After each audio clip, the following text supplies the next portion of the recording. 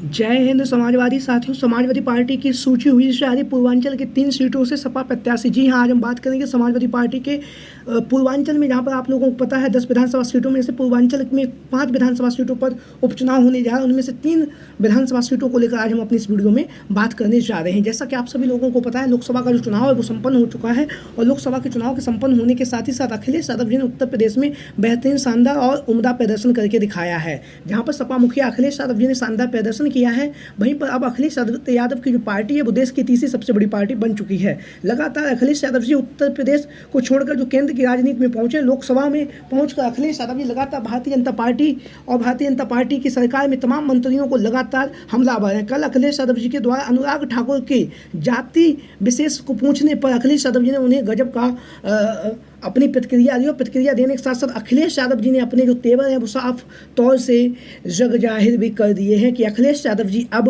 PDA की बात को बहुत ऊंचा उठाएंगे। जाति जनगणना का जो मुद्दा है उस मुद्दे को भी काफ़ी ऊंचा उठाने का प्रयास करेंगे। वहीं पर यहाँ पर अखिलेश यादव जी उत्तर प्रदेश को छोड़कर दिल्ली की राजनीति में पहुँच चुके हैं। उसी के साथ साथ उत्तर प्रदेश में जहाँ पर 10 विधानसभा सीटों पर उपचुनाव है, उसकी तैयारियों में भी लगातार सपा मुखिया अखिलेश यादव जी जुटे हुए हैं। लगातार विधानसभा अध्यक्षों से, जिला अध्यक्षों से लगातार जाति समीकरण की जो जानकारी है उसको ले रहे हैं। जाति जानकारी लेने के साथ साथ अखिलेश यादव जी लगातार प्रत्याशियों के नाम को लेकर मंथन भी कर रहे हैं। तो आज हम बात करेंगे पूर्वांचल की उन 3 सीटें जो हैं वो हैं कटहरी के मिर्जापुर की मंझावा विधानसभा सीट और तीसरी जो है वो फूलपुर की विधानसभा सीट।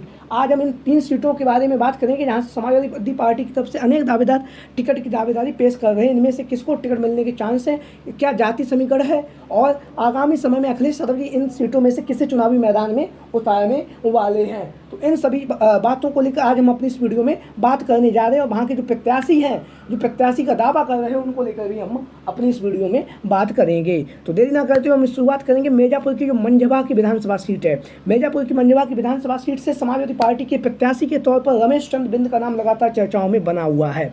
रमेश चंद्र बिंद जिन्होंने 2024 का लोकसभा का जो चुनाव था वो मिर्जापुर की लोकसभा सीट से बहुत ही ज़बरदस्त उम्दा तरीके से उन्होंने लड़ा और लड़ने के साथ साथ जो अनुप्रिया पटेल जी थी, जो एनडीए गठबंधन की सहयोगी दल थी, उन्हें बहुत ही कांटे की टक्कर दी और कांटे की टक्कर देने के साथ साथ जहाँ पर अनुप्रिया पटेल लाखों वोटों से जीतती थी, इस बार महज अनुप्रिया पटेल जो थी 30,000 वोटों से चुनावी मैदान में जीत हासिल कर सकी हैं। तो जहाँ पर मिर्जापुर की जो मंझवा की विधानसभा सीट है, जहाँ पर उपचुनाव होना तय हो चुका है और यहाँ पे उपचुनाव में समाजवादी पार्टी की तरफ से रमेश चंद्र बिंद का नाम लगातार चर्चाओं में बना हुआ है। रमेश चंद्र बिंद बाहुल ये सीट है। ऐसी स्थिति में रमेश चंद्र बिंद का समाजवादी पार्टी से प्रत्याशी बनाए जाने की जो खबरें वो लगातार चर्चाओं में चल रही हैं। लगातार रमेश चंद्र बिंद जनसंपर्क का कार्यक्रम जारी है, लगातार लोगों से, क्षेत्र की जनता से मिल भी रहे हैं और लगातार मजबूती के साथ जनता के जो मुद्दे हैं उन मुद्दों को भी उठा रहे हैं। लगातार जो मिर्जापुर की जो मंझवा की जो विधानसभा सीट है वहाँ से रमेश चंद्र बिंद के नाम की चर्चाएँ काफ़ी तेज़ी के साथ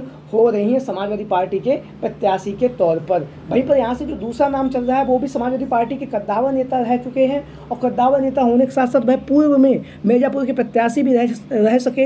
अंतिम समय पर अखिलेश यादव जी ने उनका टिकट काट कर जो रमेश चंद्र बिंद को दे दिया था। जी हम बात करते हैं राजेंद्र एस बिंद। जैसा कि आप लोग इन तस्वीरों के माध्यम से देख रहे हैं, समाजवादी पार्टी के कद्दावर और दिग्गज नेता हैं और दिग्गज नेता होने के साथ ही साथ लगातार समाजवादी पार्टी के लिए कार्य भी कर रहे हैं। हालांकि लोकसभा के चुनाव की उन्होंने तैयारी की, लेकिन अंतिम समय पर अखिलेश यादव जी के द्वारा उनका टिकट काट दिया गया। लेकिन अब स्थितियाँ ऐसी हैं कि यहाँ पर मिर्जापुर की जो मंझवा की विधानसभा सीट है, जहाँ पर उपचुनाव होना तय हो चुका है, यहाँ से समाजवादी पार्टी के प्रत्याशी के तौर पर राजेंद्र एस बिंद का जो नाम है लगातार चर्चाओं में बना हुआ है। राजेंद्र एस बिंद जहां पर लगातार जनसंपर्क का कार्यक्रम कर रहे हैं, लगातार जनता से जुड़ रहे हैं, जनता से जुड़े मुद्दों को लगातार जनता के बीच में उठा रहे हैं और लगातार समाजवादी पार्टी की तरफ से इनके प्रत्याशी बनाए जाने की जो खबरें हैं वो भी लगातार सुर्खियों में बनी हुई हैं। हालांकि राजेंद्र एस बिंद के द्वारा अभी तक इसका कोई भी औपचारिक ऐलान नहीं हुआ है और वहीं पर सपा मुखिया अखिलेश यादव जी ने भी अभी तक कोई औपचारिक ऐलान नहीं किया है। तो नाम जो चल रहे हैं वो चर्चाओं में 2 ही नाम है, राजेंद्र एस बिंद और रमेश चंद्र बिंद का नाम यहाँ से समाजवादी पार्टी के प्रत्याशी के तौर पे चल रहा है। वहीं पर हम बात करेंगे अब कटहरी की विधानसभा सीट को लेकर। कटहरी की विधानसभा सीट जहाँ से लालजी वर्मा जी की परंपरागत सीट है। लालजी वर्मा जी यहाँ से विधायक हुए थे 2022 में, लेकिन 2024 में अखिलेश यादव जी ने उन्हें अम्बेडकर नगर की जो लोकसभा सीट है वहाँ से समाजवादी पार्टी का टिकट दिया और वह सांसद बन के अब लोकसभा में सदस्य नामित हो चुके हैं। सांसद बनने के साथ ही साथ जो लालजी वर्मा जी की जो कटहरी की विधानसभा सीट है, यहाँ से समाजवादी पार्टी के प्रत्याशी के तौर पर भीम निषाद का नाम लगातार चर्चाओं में बना हुआ है।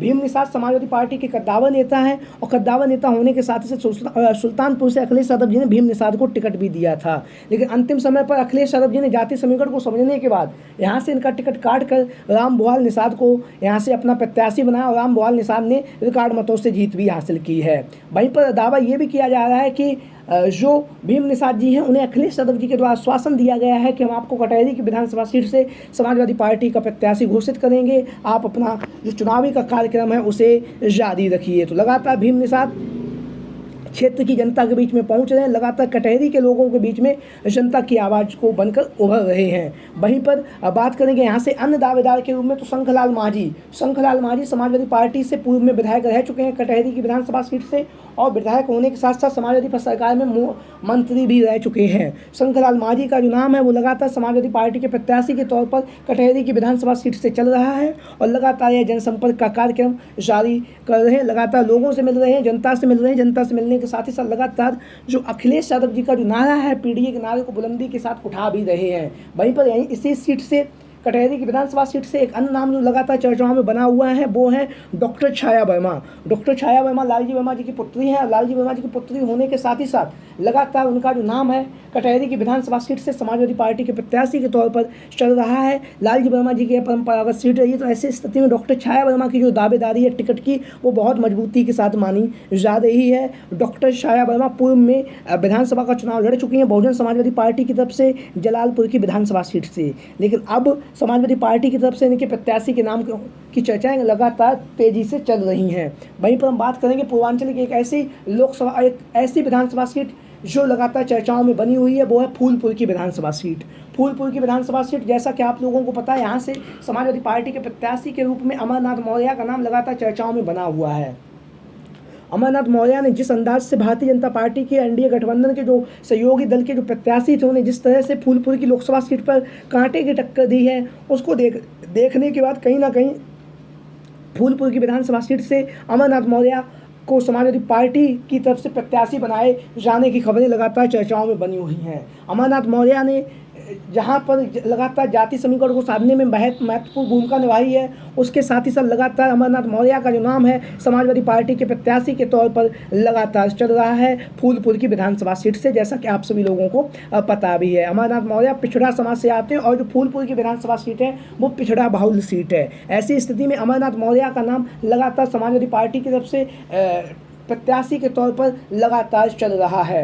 वहीं पर हम बात करेंगे फूलपुर की विधानसभा सीट से एक अन्य नाम जो लगातार चर्चाओं में बना हुआ है वो है यहाँ से पूर्व में सपा प्रत्याशी रह चुके 2022 में मुस्तफ़ा सिद्दीकी जी।